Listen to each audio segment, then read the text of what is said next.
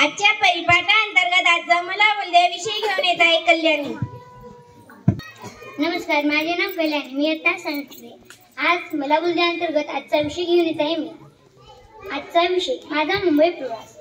परवा दिवशी मी रेल्वेमध्ये बसले आणि मुंबईचा प्रवास केला. तेव्हा रेल्वेमध्ये मला जागाच मिळत नव्हती. पुढे जाताना तेव्हा सीट खाली झाली. तेव्हा आम्हाला जागा मिळाली. आम्ही मुंबईला गेलो. तेव्हा आम्ही डायरेक्ट दादर स्टेशनवर थांबलो आणि आमचे एक काका येत होते. त्यांनी आम्हाला ते आणि माझे आजोबा आणि आम्ही किम हॉस्पिटलमध्ये गेलो. तिथे खूप मोठी एक लाईन होती. त्यामध्ये आम्ही लाईनमध्ये लागलो आणि लाईनमध्ये लागून आमच्या दवाखान्यामध्ये गेलो. डॉक्टरांनी माझं पूर्ण चेकअप केलं आणि डॉक्टरांनी म्हणाले की तुला थायरॉइड आहे. मी तुला अजून कोणती अजून गोळी दिली का? मी म्हणाले नाही. मग मला डॉक्टरनी 4 गोळी आणि एक औषध दिले. आम्ही ते घेतलं आणि आम्ही रेल्वे स्टेशनवर आलो. छत्रपती शिवाजी महाराज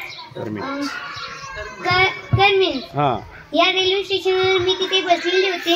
आजोबा म्हणाले मी तुला थांबून येतो, पण आजोबा लवकर आलेच नाही.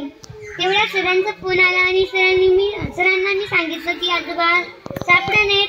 तेव्हा सर म्हणाले की तू टेन्शन घेऊ नकोस, तुझे आजोबा बाजूलाच असतील. तेव्हा मी शांतपणे तिथे बसले आणि मला भूक पण वाटत नव्हतं.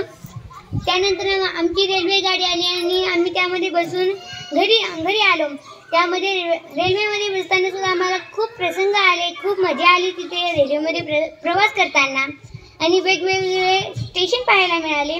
माझा मुंबई प्रवास मला छान वाटला. प्रवासामध्ये अनेक माणसं भेटली. मी वापस येत असताना एक आजोबा होते. ते म्हणाले की माझा एक 60 वर्षाचा नातू आहे, त्याला सुद्धा मी दवाखान्यातच आणलंय. तेव्हा माझे आजोबा म्हणले हो, माझे नातीला सुद्धा मी दवाखान्यातूनच आणत आहे. तेव्हा म्हणजे त्यामध्ये एक प्रसंग निघाला की ते आजोबा म्हणाले आजकाल लहान मोबाईल दिसत नाही, मोठे मोबाईल चालू आहेत. पण जे मोठे मोबाईल वापरतात त्यांना सुद्धा हुशार माणसं लागतात, कारण की खूप पैसे जातात. त्यांचे असेच एक नातेवाईक होते, त्यांचे सुद्धा असेच खूप पैसे गेले होते असे ते म्हणाले. आणि मला तुला कळालं की आजच्या जमान्यात खूप मोठे मोबाईल आहेत, पण 2 वर्षानंतर आपल्याला ते लहान मोबाईल दिसणार पण नाही. मी जाताना आणि वापस येताना एक निरीक्षण केलं की सगळेजण त्या मोबाईलमध्ये लागले होते. मी सर्वांचं निरीक्षण करत होते. कुणी एकमेकांना बोलत नव्हतं. एकदम शांतपणे ते मोबाईलच पाहत होते. मला असं कळालं की त्यांना मोबाईलचा किती वेळ लागला. धन्यवाद.